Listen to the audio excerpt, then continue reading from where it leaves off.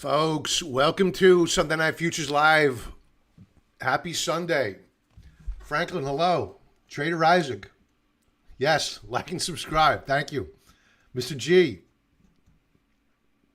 Matt Carter. Hi, glad to be here with Bullish Bob and the Contrarians. Very good. Larry, countdown to Kentucky Derby. 33 days, 5 hours, 58 minutes. That's the attitude. Our train. Hey, buddy. Welcome, everybody. All right, so the futures are open. What we're looking at here is the S&P 500. What we're going to talk about, we'll do a quick run through the futures action. Then we'll segue over and into the news over the weekend, economic data coming out this week, a little bit of commentary about last week's economic data, and then we'll segue over into stock chart requests. Sina, hello. So we have the futures that are open now. We have the S&P 500, which is down slightly, very, very slightly. Let's take a look at the other equities. Russell 2000, flat, a little bit of volatility in here.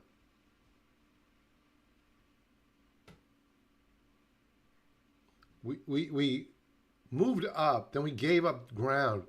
We have some selling going on here. Let's let this all settle down. And we'll come back prior to us logging off to see how everything works out. Same thing here on the NASDAQ. We have a bearish reversal bar. This is a 5-minute chart. What am I doing on a 5-minute chart? Let's go to a 4-hour chart.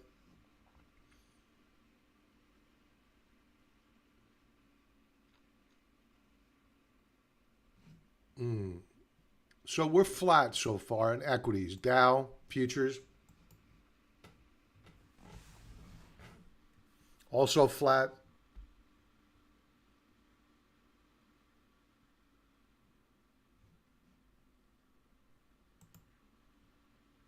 There's definitely a little bit of a tug of war going on here. Back to the S&P 500.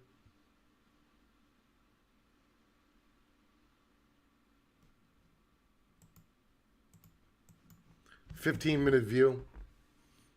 Oh, I see what they're doing. We left the day a little bit overbought on Friday. So you're seeing some profit taking at the open here. I mean, we're talking about an overbought condition on a 4-hour chart. A 15-minute chart, what am I saying? 15-minute chart. No big deal. Hey, John. I see you changed your name, huh? JW, Buster Stacks. Triple Qs, 4 weeks around this 20-week simple moving average. Need a breakout or a breakdown to get things interesting? Yes.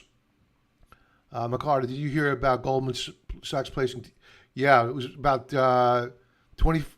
I think it was even more than that. I think it was over $20 billion of stocks. Viacom, Baidu, which is one of our chart requests tonight. 10-cent Holdings is another one they sold. They did a lot of selling last week. What that is relative to their overall book, I'm not quite sure.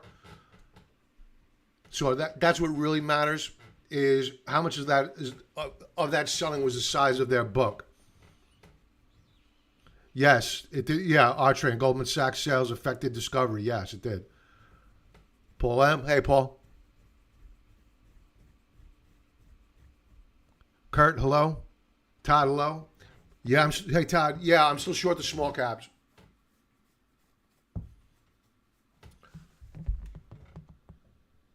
It was 18.5 billion from a Korean fund. Yeah, I know it was a big, big number. So it looks. I think it was forced liquidation. There's an article about it on Zero Hedge. I'll drop a link to it for everybody to see. Hey, Bob, want to grab a shovel and come to me with Egypt and see what we can do? Yeah, that ship, man. That is just inflation in photograph. Hey, Falcon. Yeah, that's going to be a bit major problem. Shipping rates going through the ceiling. Oil, I got to check that out. Wow, we're really coming apart here. Bears are certainly in control here at the open. Do you think Biden's infrastructure plan bill will kickstart the economy? Listen, it all depends, right? If we heard this from Obama immediately after the financial crisis that we had shovel-ready projects. I never saw any shovel-ready projects. I like somebody to name some. We never saw them. I think that this is just money that's going to be printed and just going to be poof, gone. Bob, any thoughts on the miners? Heard there could be a change of the downtrend coming soon. KL, NUGT. Yeah, well, if you take a look, and I'll show you later on, the seasonality chart for names like GDXJ, going into April, May, June, very strong seasonally. March, horrible. From the summer through April are very tough periods of time for the gold miners. So yeah, I think that seasonality. Solyndra, yes. I don't even think that was an American company. They went bankrupt. That was a shovel-ready project. Yes, government can't kickstart anything. The best thing they could do is give everybody a tax cut, let them do what they want with their money, and stop with this ridiculous distribution. All right, so let's take a look at the U.S. dollar, which was very strong last week, frighteningly strong. It's down at current, but it's holding a consolidation. This is a 15-minute chart. Let's go back to the 4-hour. This is still a very strong setup here.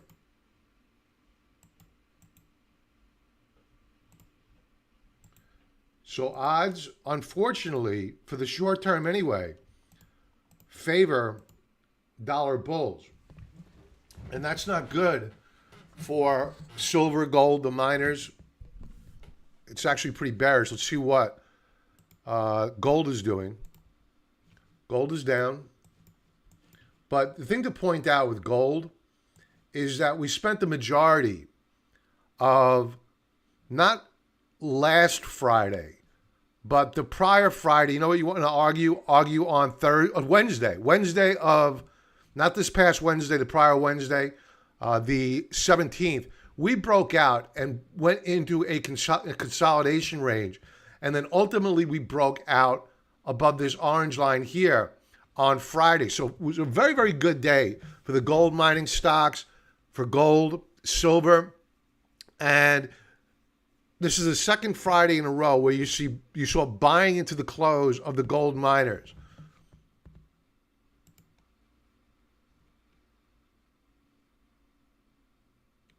Check out the VIX. Very rough week for the VIX last week. 4-hour chart, the VIX is currently up.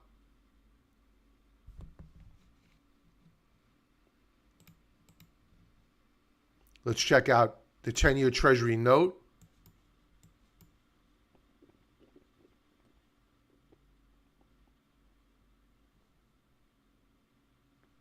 This is after hours on Friday. Took it on the chin. The 10-year Treasury note is under pressure. That tells us that yields could be pressing up higher.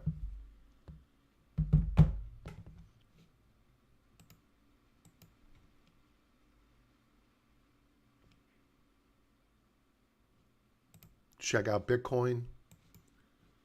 Bitcoin is broken out. Up over 2.5% on the session. Looking pretty good.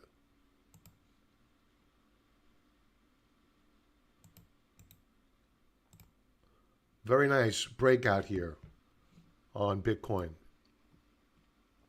Let's check out oil. We'll go with the light sweet price.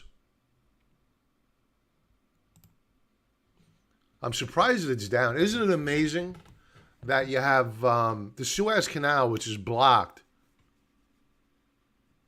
You have attacks on Saudi refineries and oil production facilities, yet oil has been very, very weak for pretty much the entire month.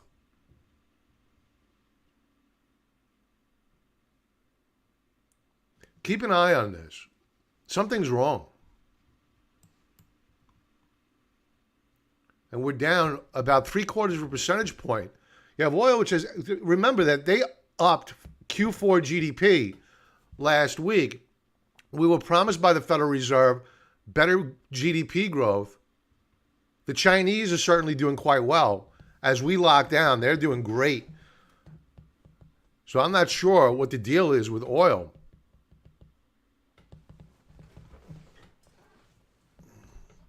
We'll check back on this. Let's go to nat gas. Natural gas was interesting last week. I want to see if it's gained any traction.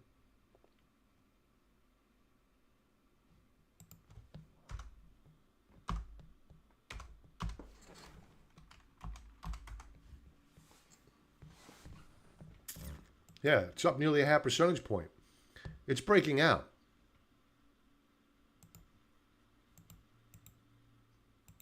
The play I like here is Boyle. That's a leveraged ETF. Here's your breakout.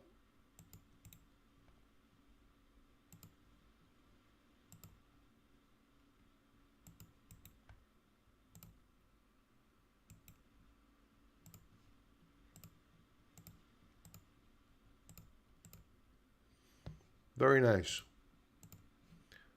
Very early stages of a breakout here. There's going to be a lot of backing and filling.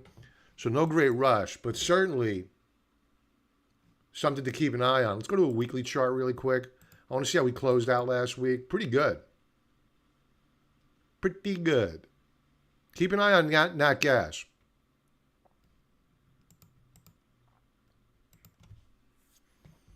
What else do we have?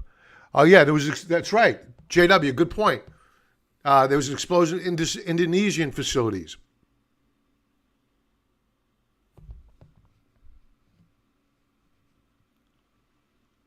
You guys are on fire tonight. McCarter citing Keynes. Friedman, a genius. Not so much the Keynesians. All right, we're back to a 4-hour chart. Let's see what else we got here. Let's go to silver. Silver looked really good. I went over this on the week ahead commentary with members. Silver had a pretty good week last week. It's consolidating nicely. I think we're going to begin to put in higher lows here.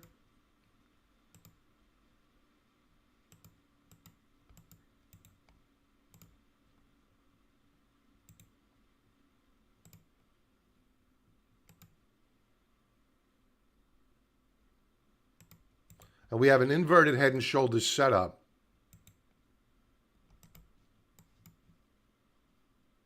Here's your left shoulder, head, right shoulder forming. And here's your neckline.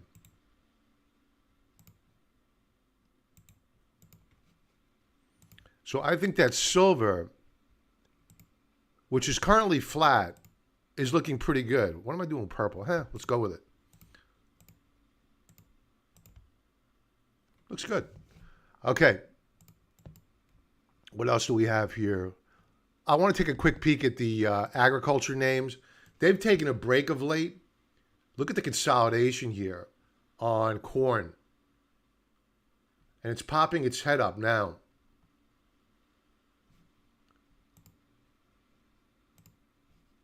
Wheat is really taking it on the chin. Wow, look at this. Really getting hammered.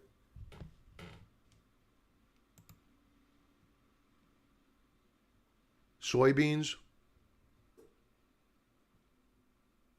Where are my soybeans?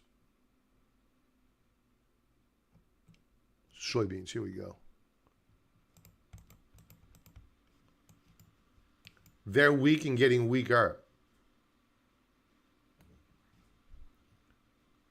So we're in a consolidation here. Weekly chart. We're not starting off the week well, but we haven't really broken support in quite a while, and we're still technically overbought on RSI. But we've come a long way. So I think that this is an opportunity If you want to start looking at the Tetrium funds, wheat, corn is the symbol, wheat is the symbol, corn is the symbol. The DBA, the agriculture ETF, watch for this to pull in now. Put it on your watch list.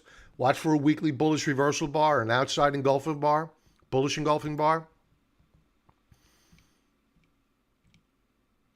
Let's check out the euro, which has been an absolute nightmare, causing the dollar to move up higher. We're actually catching a bid on the euro. Let's see if that lasts. The yen, it too is catching a bid, but man, what a beating it caught last week. All right, so those are the futures. We're going to come back prior to us logging off. We're going to revisit. We're going to see how everything settles out. So what we're going to talk about next are economic data, some headlines, and then we're going to go into members' stock chart requests. And that's where we review the symbols that our members submit for me to review on video. And if we have time, I'll definitely go to the audience and take some requests.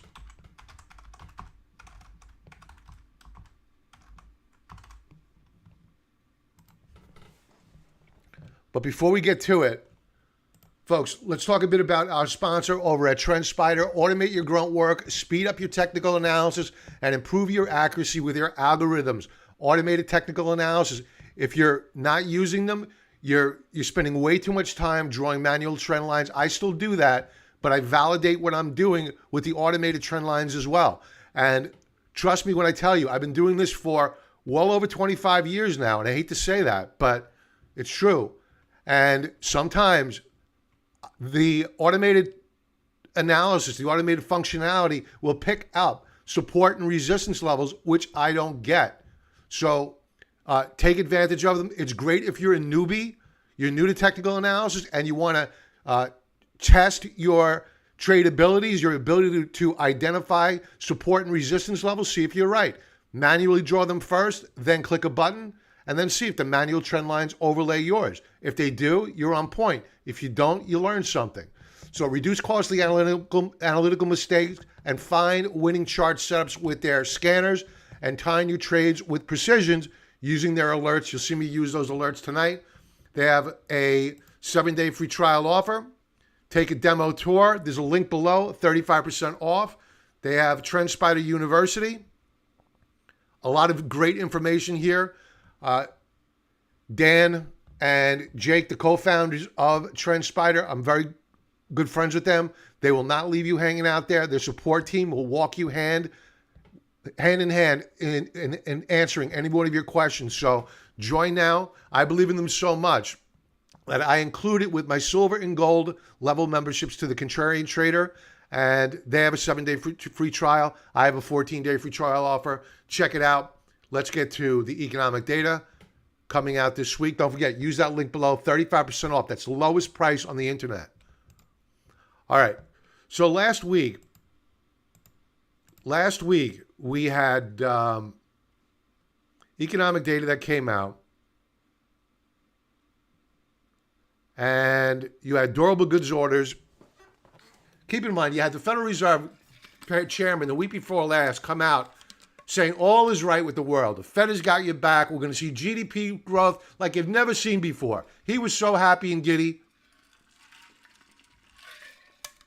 Fast forward to last Wednesday's durable good orders. They didn't miss. They committed suicide. The expectation was for a rise of 0.4% after a prior read of 3.5% to the positive. What was the ultimate read? 1.1% to the negative. So that's a 1.5% miss on expectations. And when you take a look, I went over this with members. The revised Q4 GDP number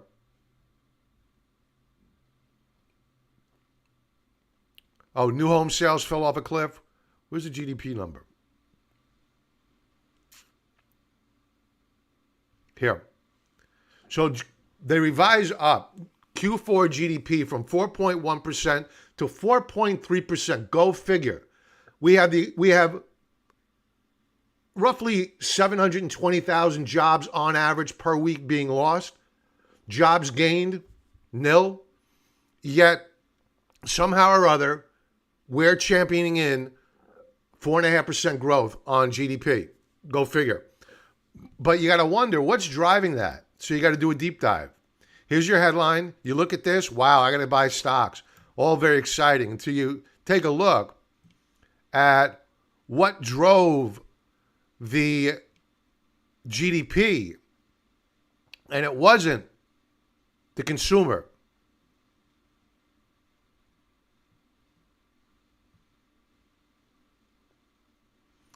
Here, the increase in consumer spending, by far the biggest contributor to the GDP report, was ticked lower by 2.3% from 2.4. Where was the spending really found? It was found in government spending, particularly state and local. So all is not what it seems with the GDP report. This coming week, we have the Case-Shiller National Home Price Index. This is a measure of inflation, folks. Housing is on the rise. In St. Petersburg, Florida, they are expected to run out of housing inventories. 25-year lows in housing inventories on the market. We have the ADP report coming out on Wednesday. What does that mean for Friday? You guessed it, the pimp Mac Daddy of them all in terms of economic data, non-farm payrolls. So watch this with great interest. And of course, you've got the unemployment rate, which is astoundingly only 6.2%. This is not for real. This is not the U6 number. They're using the U3 report from the Bureau of Labor and Statistics. The real unemployment rate is more like 10%, if not higher, because the U6 report does not include people that are no longer looking for jobs. They just dropped out of the workforce, so they're no longer counted. So unemployment, much worse than one might expect. We could take a look at Shopify, our train.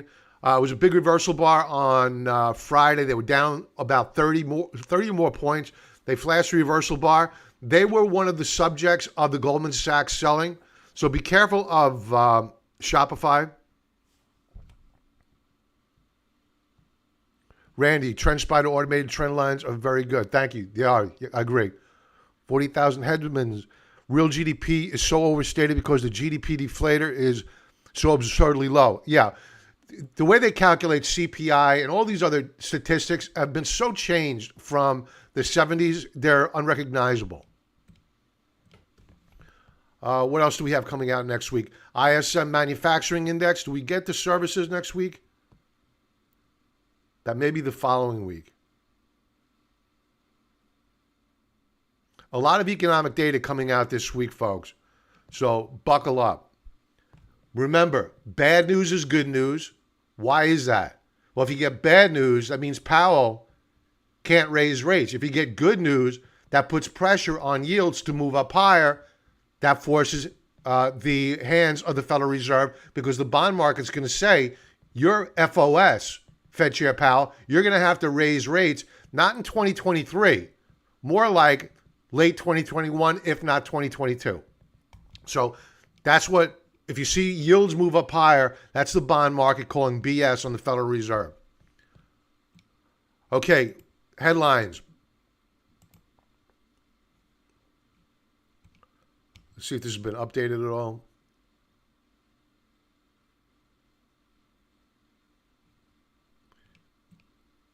I'm going to skip a lot of this ridiculousness and go with the Suez Canal blockage is no joke. You have about 300 ships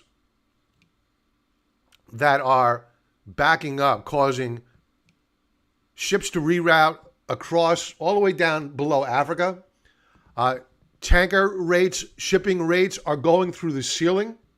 And that's all going to get passed along to the consumer. This is inflation. This is not going to be absorbed by the producers. They're going to pass this along to us down the pike. So get ready. Excuse me, folks. What else do we have? I want to stay away from the hyperbole or the... There's really nothing that is... Oh, the ARK Funds is unveiling their new space ETF next week. I'm going to be interested in that IPO. Or that launch, I should say. And beware, I was taking a look. I did some analysis of the ARK because I was thinking about selling puts, deep out of the money puts, on the ARK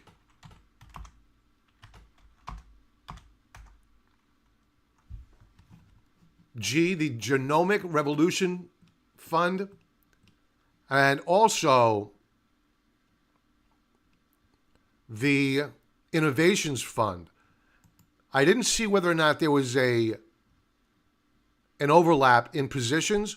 I didn't think there would, but just in case, I said, you know what? Before I go selling puts on both of these funds, let's take a look to see what their correlation is. Do they trade in tandem? Is there a nice deviation between the two to make it safe to sell puts on both? The outcome was pretty astounding. So if you own both of these funds,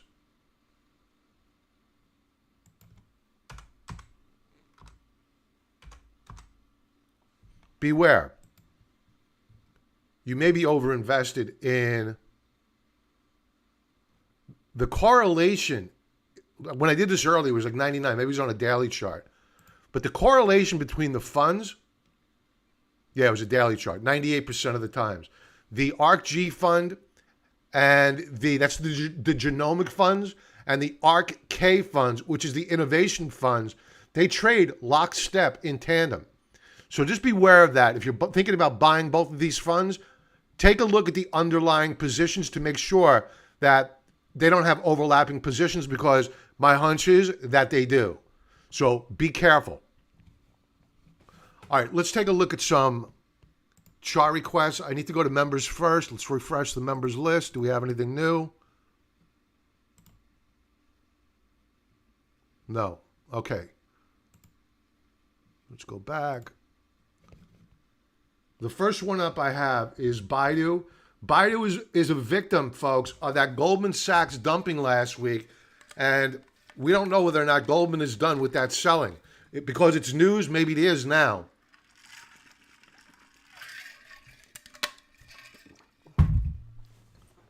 So Baidu.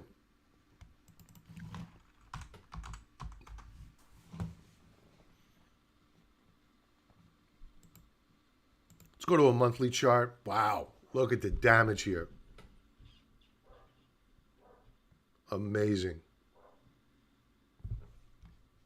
Baidu down 31% on the month. We were lower. Jesus Christ.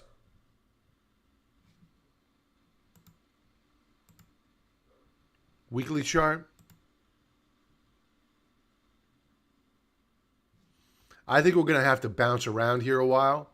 I think there's opportunity.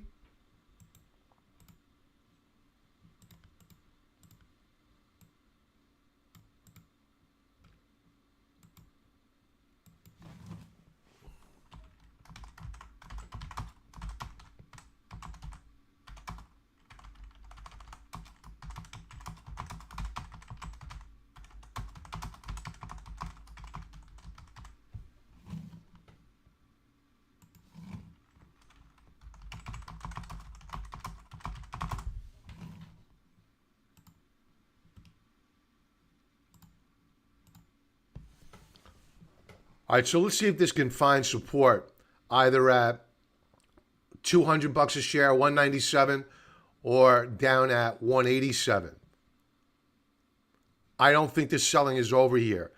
We could be near the end of it. You would think that this is opportunity. I don't know what the value is right now.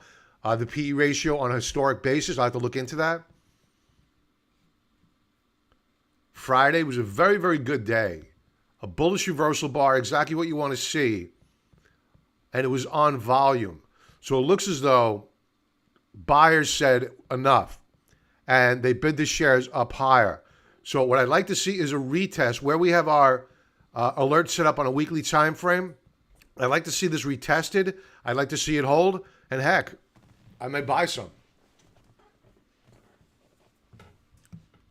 Let's check out the seasonality on Baidu. There's not much in terms of seasonality here. It's not even worth talking about. The data is way too thin. So Baidu, I think the selling in the short term anyway is done. I'd like to see a retest of, let's call it 200. It doesn't have to be exact. And you want to see a close there. You can open up a position, tight stops, then add more on a continuation breakout. XLC, communication spiders.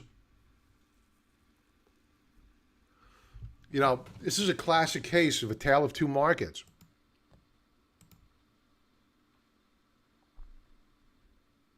This is a sector that's under a lot of pressure. Very close to a bearish reversal bar on the month. We will be closing out the month and the quarter this week. So the monthly chart is bearish. The weekly chart is bearish. And we were down on volume last week. Daily chart. You know, we held the rising 50-period moving average. Might we see a bounce off of it? Sure. I wouldn't feel comfortable with it until we close back above this volume shelf right here at 72.66. I'd like to see whether or not that now becomes resistance. But if we close above it, it then should become support. We did flash a blue doji or a raindrop chart, which is consistent with the candlestick chart of doji formation on Thursday. That's a sign that we may get a trend reversal here. So we may pop up higher in the next couple of trading days. But if it doesn't happen in the next couple of days, it's in all probability we're going to head down lower. So I would not buy this. I think that it's weak, and in all probability, if we open up to a new weekly low, it's going to get weaker. If we close above 72.66, then we revisit it, possible long at that point in time. Denison Mines. Miners did very well. XME did nicely last week. Very nice month. Very, very nice.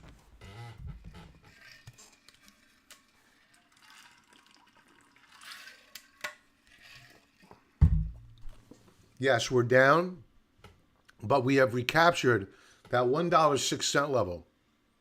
That's pretty good. So the market is telling us this is support.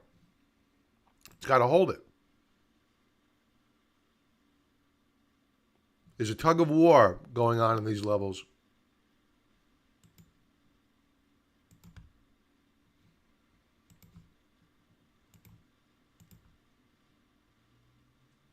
So we have a triangle formation forming. I think this could be bought. But you got to use a tight stop. If we break down below 96 cents a share, then it's not a good setup. That's a strong support level.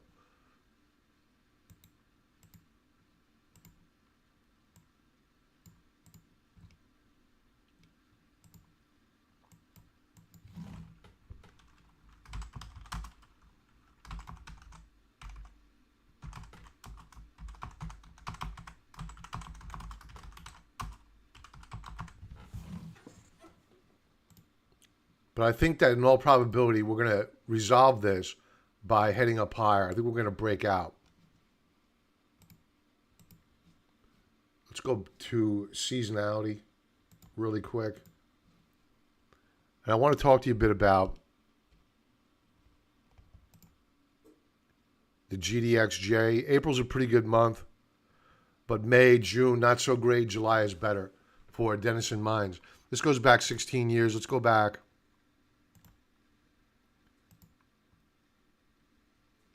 to,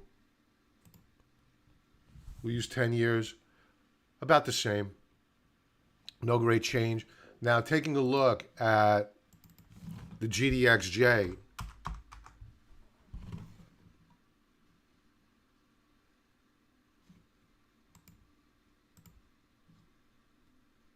not a great week on the week last week. The daily chart, a little bit more favorable. We broke out on Friday. And seasonality-wise, if you go back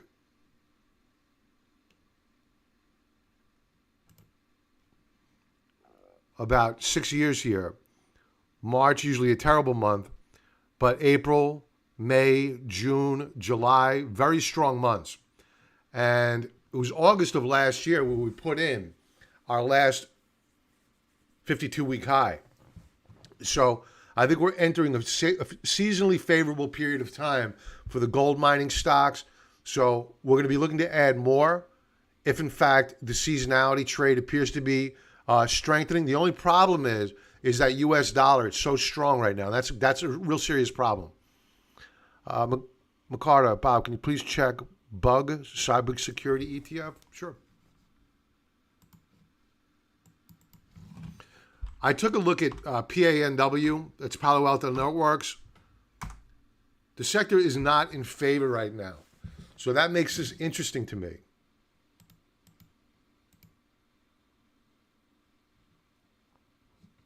We're down, what, 7% on the quarter? On the month, I should say. My apologies. Weekly chart. I keep doing that tonight. I click in the wrong time frame. Let's use the automated trend lines. Bam. So the weekly automated trend lines are picking off exactly what I suspected. We have a higher low getting put in, a possible W formation on a weekly time frame. Very powerful. Here's your pivot point. Right here at $26.94, $27 per share. We break out above that mark, you could add more. I'd be fine with opening up a position here.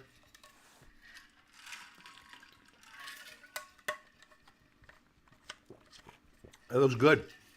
It's only a matter of time before we get hit again with a cyber attack.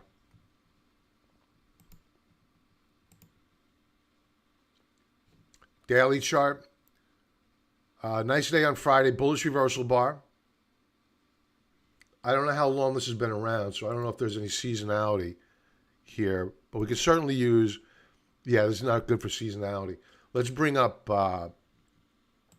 PANW, Palo Alto Networks.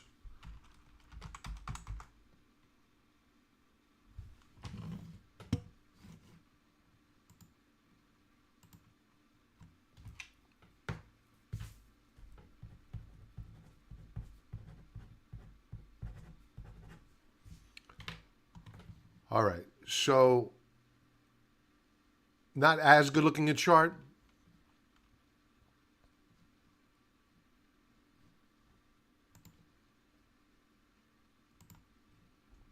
But we appear to be consolidating at 211.67.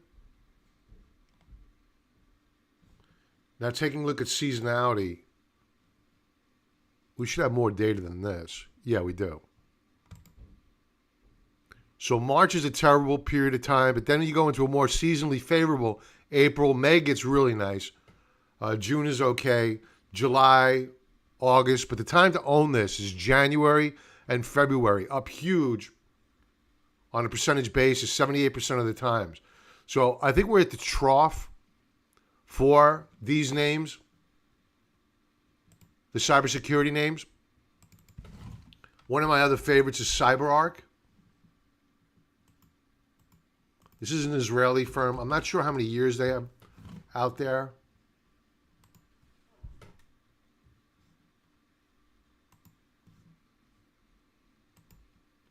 Yeah, not a lot of data here.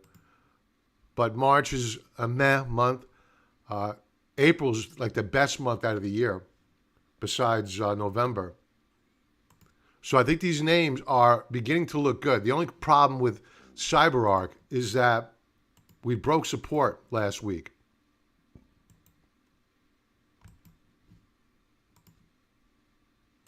So out of all the names I went over, I like the Bug ETF best. So CyberArk not looking so good. All right, let's see what else we got here. Shop. Okay.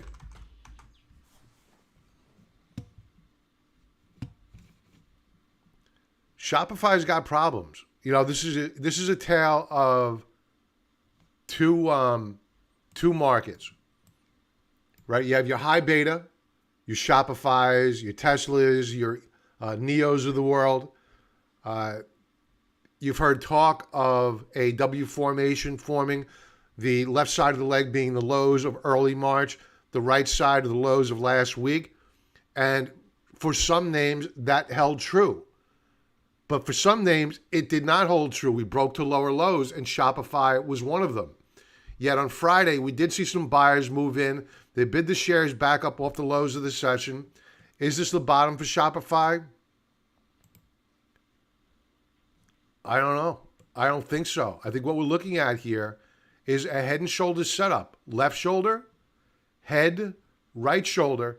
And if we break to a new weekly low, Shopify could be heading down right here to 872. Like that. So perhaps we've seen the bottom here. I'd give it a little bit of time. Let's see whether or not we get follow through on this bullish reversal bar on Friday. Do we break out or do we break down? Here's your upper band of resistance. All I care about is, do we close out above that level on a daily time frame? This is a stock. When you get stocks at a week like this, you know, one day does not make a trend. When you get stocks at a week like this, you need to have the behavior of, they need to prove themselves worthy of your investment dollar. So set your alerts. Thank you, McCarter. Thank you very much. Appreciate that.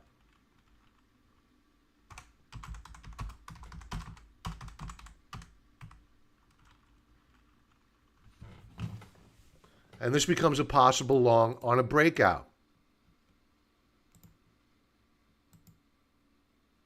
So might we have a low here? Sure. The daily chart says, yeah, it's quite possible. But the weekly chart, not so much. We broke down last week and we stayed down. Yes, we came off the lows of the week, but this does not give me the warm and fuzzies. And volume rose on the week.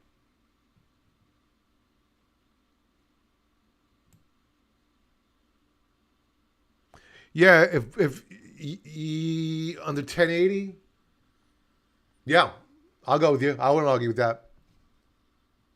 You're welcome, Artrain.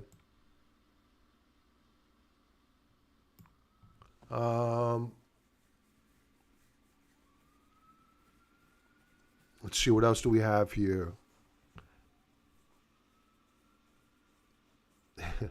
AMC has Coke products.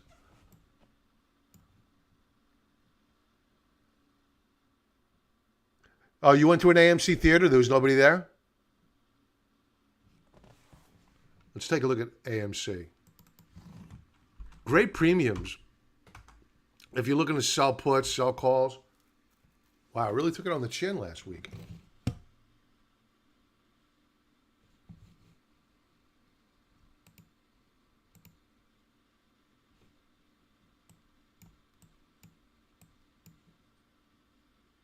We're very close to retesting support.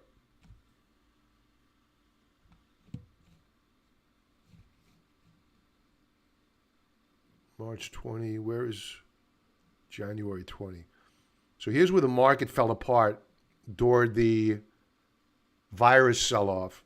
Here, we're still above where we were trading right before the sell-off. So I still think AMC is still too expensive.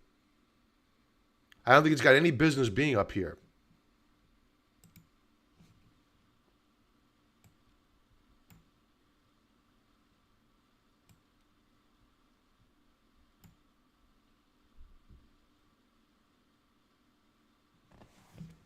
I'm reading comments here. R Train, yes. Smash the like button and subscribe. Yeah, the maritime stocks should look good.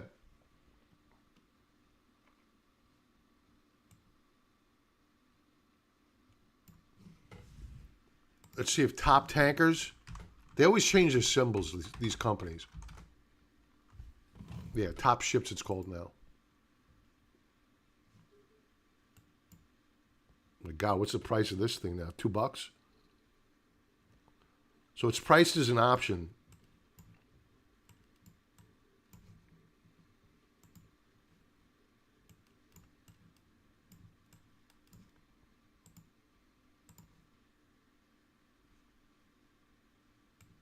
These are, I believe, dry bulk shippers.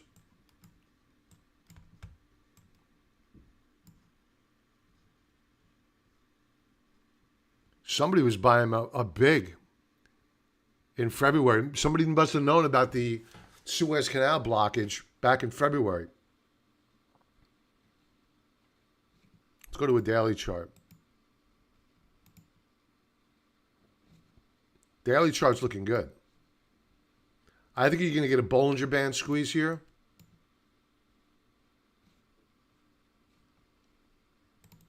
Let's go to Navios. NM.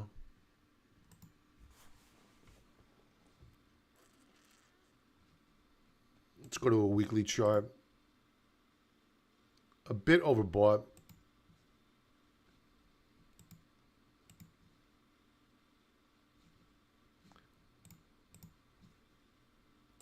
But these stocks are notoriously volatile.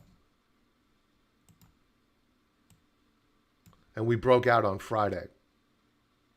So Navios is looking pretty good. Seasonality-wise, April, May, not wonderful. June is great. How much more data do we have here? 16 years worth of data. Good. Seasonality, not a factor here. I think you just have a situational event in the Suez Canal that's going to cause these prices to head up higher.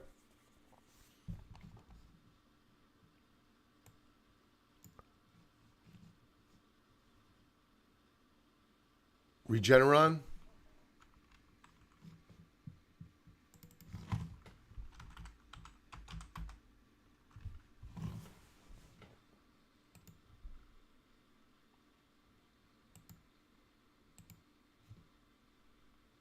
I like the setup here.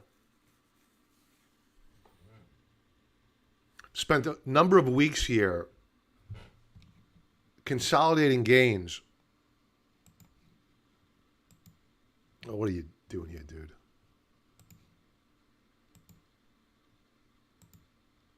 Very nice.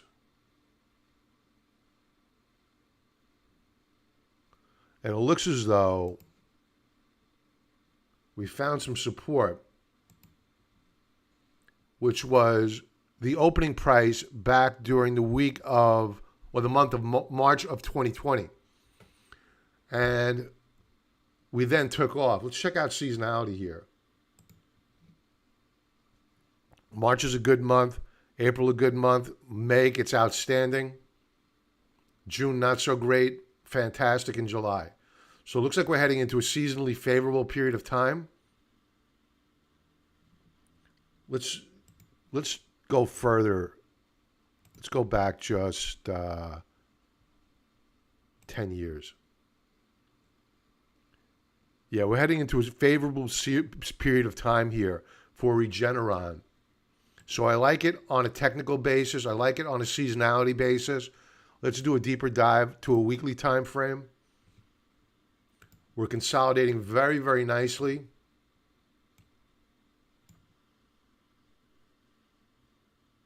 No reason to go jumping with both feet here, but I liked the volume last week. Daily chart. Really nice breakout of this brief short-term downtrend. Your RSI is hooking up. Where are my Stokes? Stokes are flattening out. Still down below the 50 mark. These need to hook up, but otherwise they're looking pretty interesting. So it's a good-looking chart. Early stages of recovery. I like Regeneron. Looking good. CTRM, I'm thinking 20,000 shares. All right. I know I'm getting my leg pulled here. What is this, a 2-cent stock?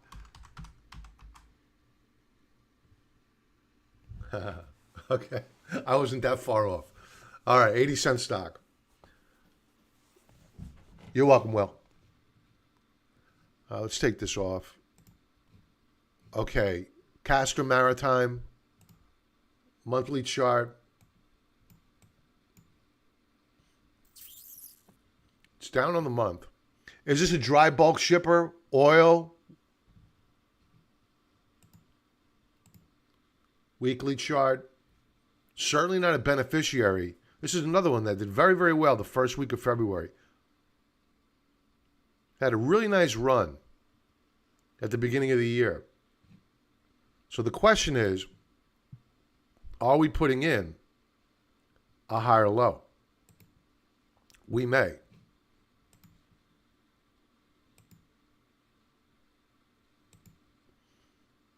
So here's your breakout point. Weekly time frame. So what I would do here, keep it very, very simple. If it touches or bounces, keep a little bit of sensitivity on.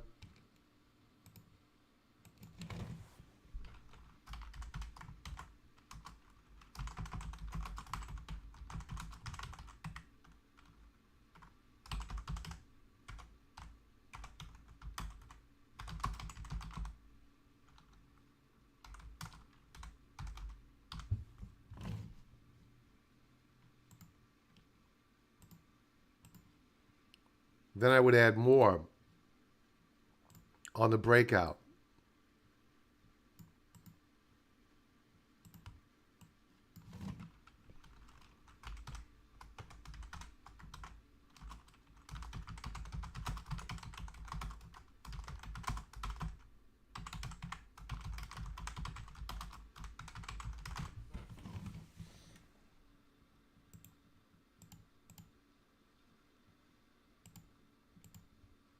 So our alerts are set. Now we forget until they fire off. And this is how you keep out of trouble. Rules-based approach. Let the shares come to you. Dry bulk. I really don't think it matters much whether it's dry bulk or oil for the most part, because you have everything's getting blocked up. So you have 300 ships that are blocked up right now outside the Suez Canal.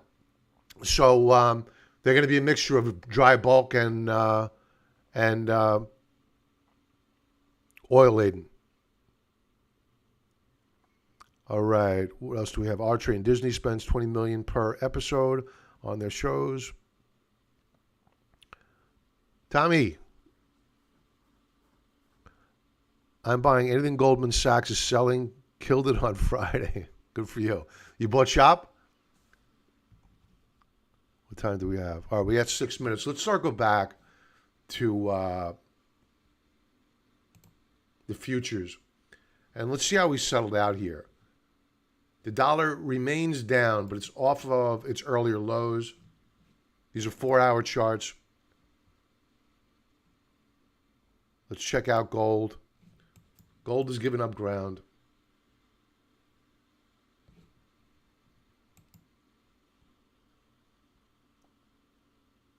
Good for you, Tommy.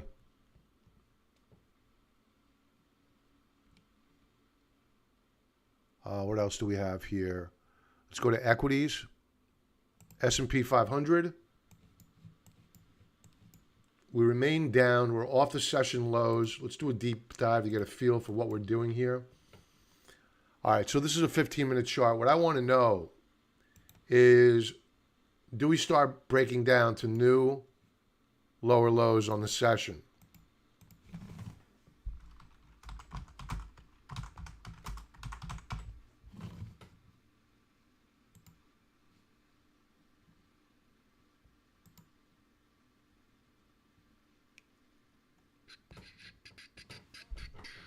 Russell 2000. It too has bounced off the lows, but again, we want to get a directional feel for what's going on.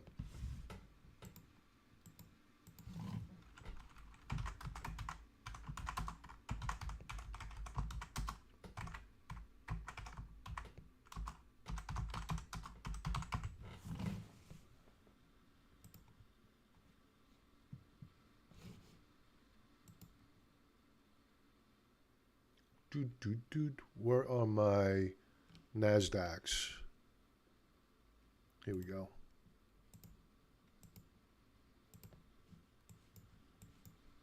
NASDAQ remains down, but again, like the other indexes, off the session lows. Looks like pretty light volume.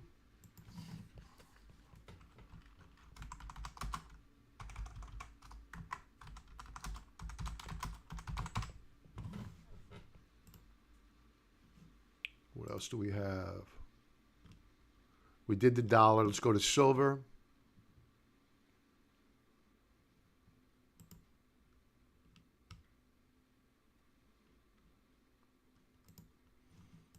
Silver is down, just shy of a 1/4 percentage point, holding its 50-period moving average. What did I just get logged out of? That was weird.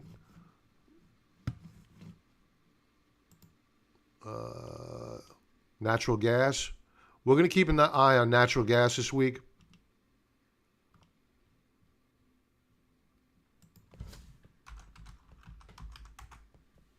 Whoa. Really nice move here. Very nice.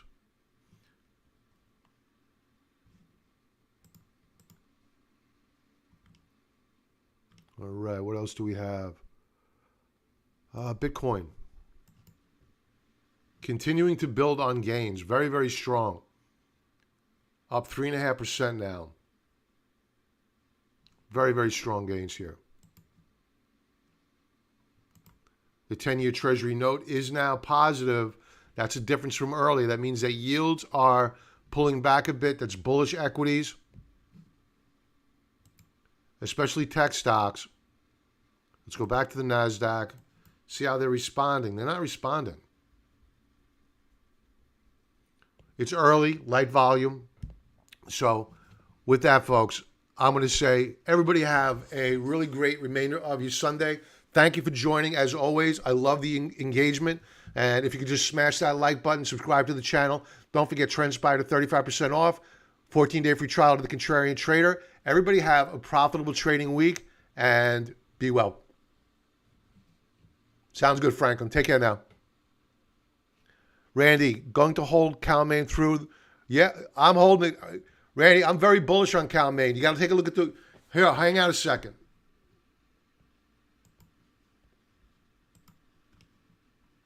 Very, very bullish on Cal-Maine.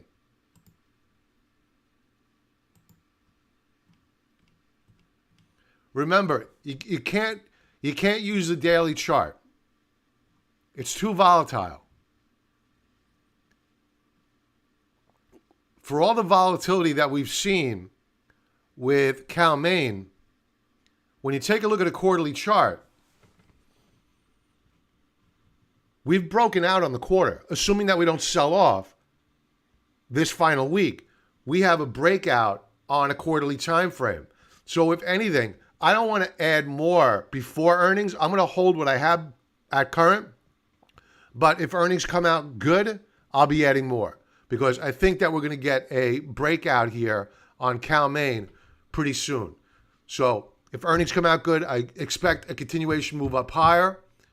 We had broken out a couple of quarters ago, but they got hit with poor earnings, and they didn't follow through. We're back again. Let's see what happens. I would not get overweight, but I'm confident. So with that, Cal-Maine bullish.